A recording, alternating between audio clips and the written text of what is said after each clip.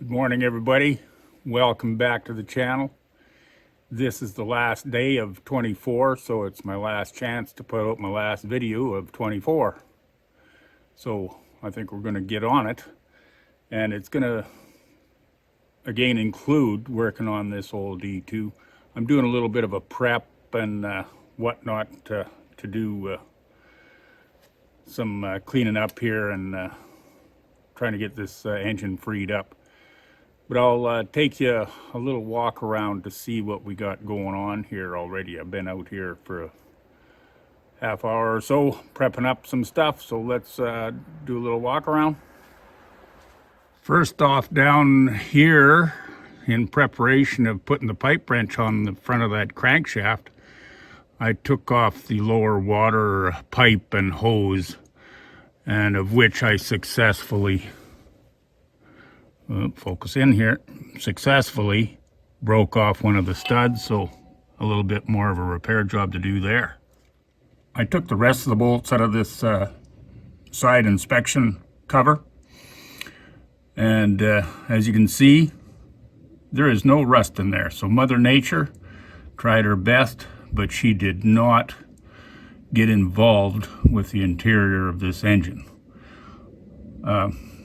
I wanted to take that cover off, to find out the condition of the crank and rods, etc., and general look of the inside. Plus, I wanted to see on the rotation of the engine which pistons were on the way down, which is number 2 and 3. They are the companion cylinders. 1 and 4 are the other companion cylinders.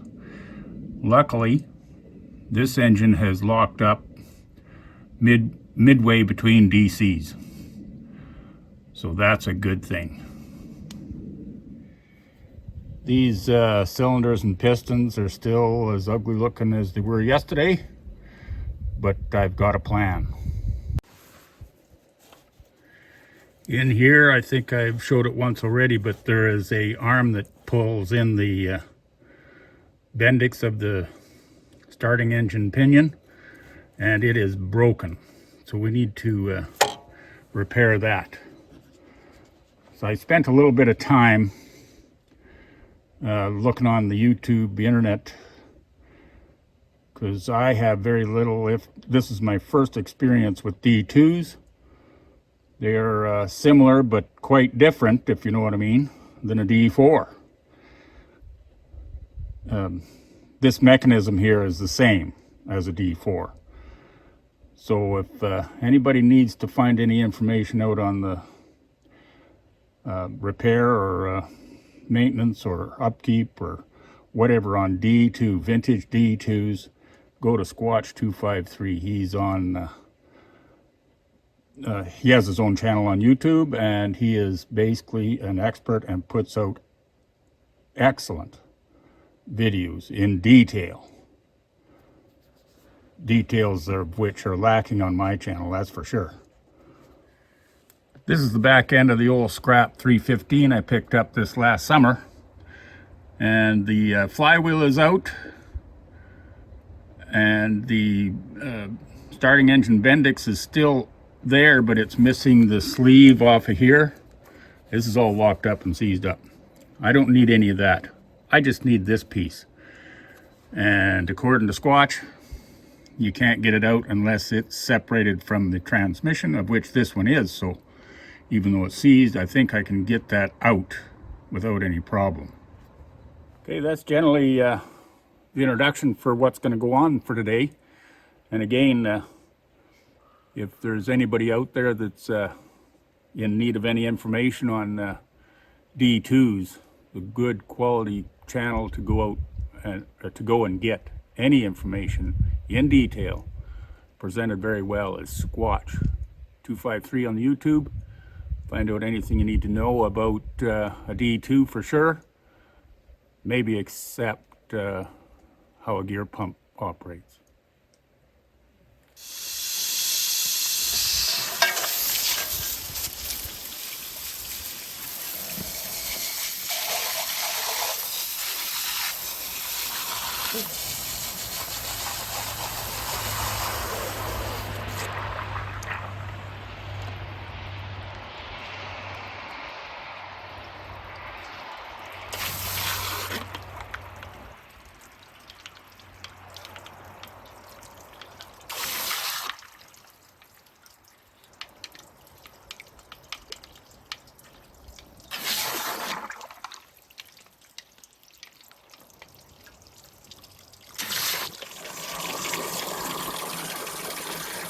While I'm flushing out all these cylinders, got them freed up. And this here port here that feeds the, just out of that cordless drill there, feeds the pony motor coolant. That was plugged up, so I backwashed that with the garden hose. And I backwashed the lower radiator tank. That come out really red, and currently, maybe we can get to the other side, see what's happening. In through the water pump there, it's running free and clear now.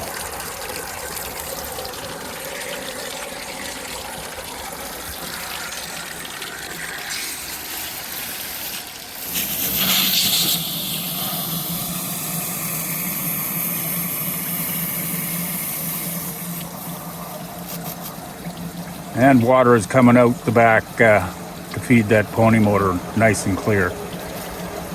So good flush, didn't hurt. Reason why I'm washing out these, I just want to get rid of most of the rust debris, and I'm going to leave them full of water as I run that hone through it. Normally you're supposed to use oil when you're honing, but that's on a finished product if you're doing some cross hatching and stuff like that on pristine liners, etc. These are pitted, not pitted, but they're just laid with rust. So all I want to do is knock off all the big parts and clean them up somewhat, so I can, when I do break the engine free, it's not going to come up into contact with more flaky crap. Okay, let's shut. Sure nice having that track off. That frame makes a nice perch to do this kind of work. Well, I think I'm going to get my Crocs wet.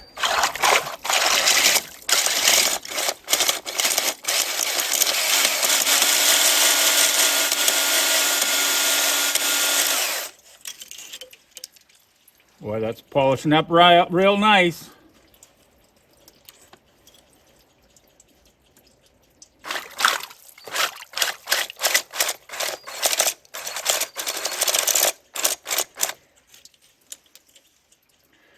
Two and three are not deep enough to just barely catch these stones in there over centered.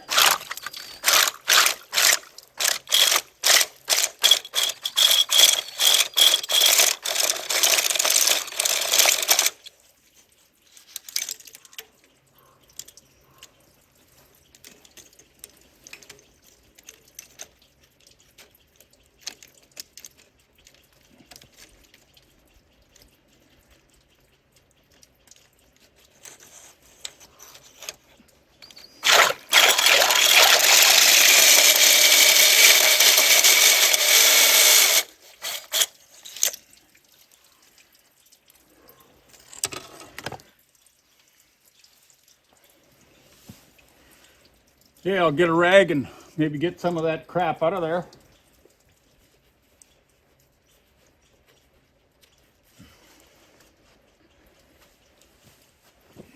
Okay, let's move in for a little bit of a close-up.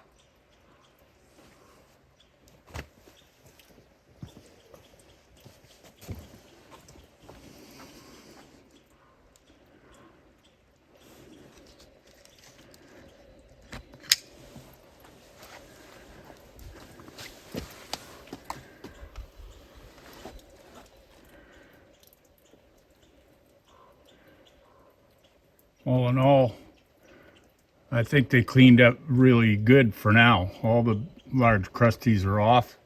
You can even see some shine in there. Once I get it to move and I can put each piston down to the bottom, I'll do a better job on running that hone across. But that's going to be good enough for now. Guaranteed. Okay, I got that 24 or 36, whatever it is, on the front of that crank. It's not actually on the crank itself, it's on the device that was attached to the front of the crank to supply power out to the pump. so it's not hurting any of the original cat equipment with the pipe wrench jaws. So I'm going to get that fork just underneath that handle and pick up a nice comfortable strain.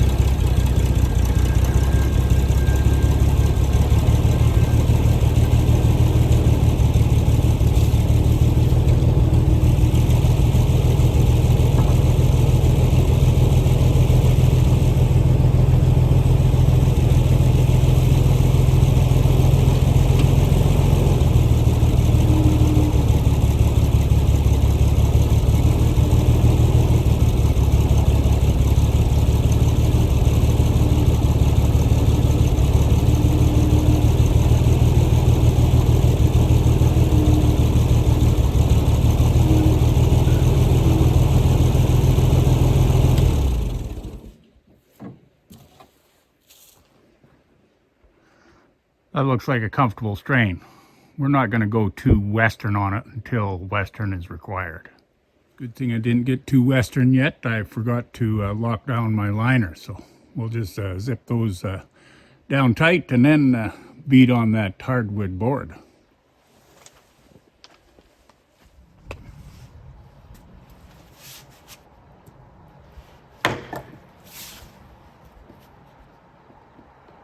Did you see it move? I didn't.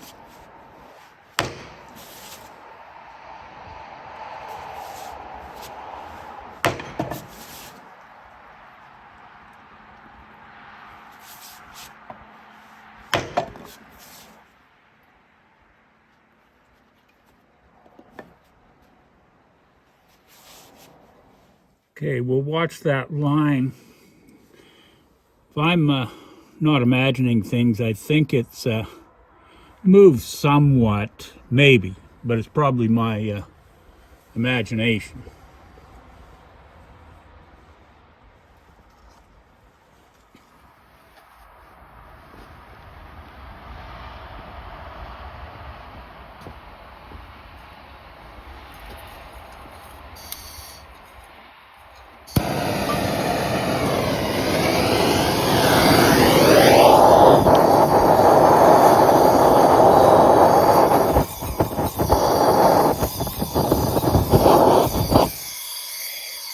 As you can see, those two paint lines on the fan blade and the shroud of the radiator are still lined up. They haven't moved. It's been 2 or 3 hours later.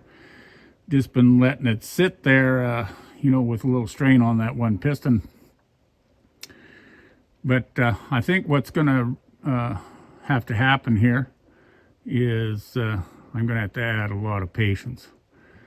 I already threw a little bit of slipperiness in each one of those bores there and let her soak. We'll let her soak for a day or so and then try it again, either double up on the force of number 2 and 3 piston or reverse it and go to 1 and 4, and with the pipe wrench on the end of the crankshaft. I might take the radiator clean off because I'm thinking, like, once those pipe wrenches escape a couple more times, probably going to bend the fan or wreck that radiator. Not that it's in pristine condition, mind you, but yeah, so I'll probably pull the radiator off. I'm going to have to pull it off anyway to extract that broken stud, so on and so forth. So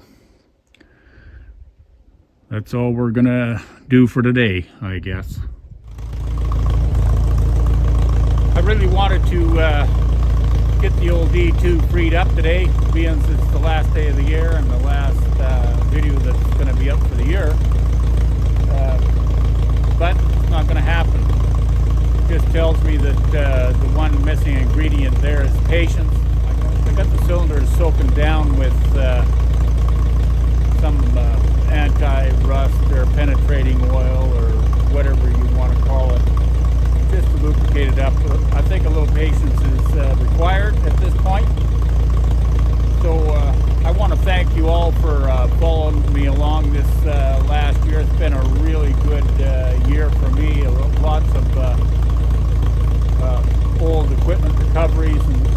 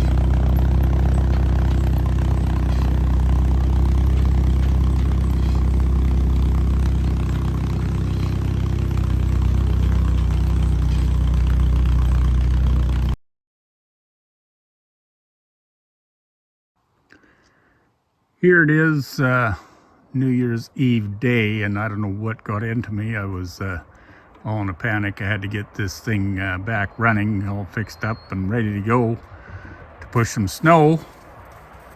And wouldn't you know it, here it is, the end of the year, and there ain't barely a bit of snow to be seen. So I guess the moral of the story is to go back to procrastination.